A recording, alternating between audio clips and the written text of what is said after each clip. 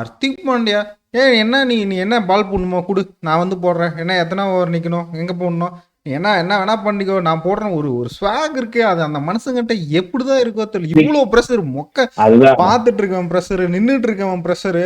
ஹர்திக் பாண்டியா, என்ன பால குடு நான் போடுறேன். First ball 6.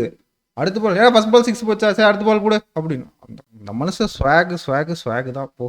இல்ல நீங்க இப்படி சொல்றீங்க. நான் வந்து போன வருஷம் இந்தியா vs இங்கிலாந்து 2020 மேட்ச்சுக்கு போயிருந்தேன் ஸ்டேடியத்துல. அவரு மட்டும் தனியா வந்து புஷ்அப்ஸ் பண்றது, ம்.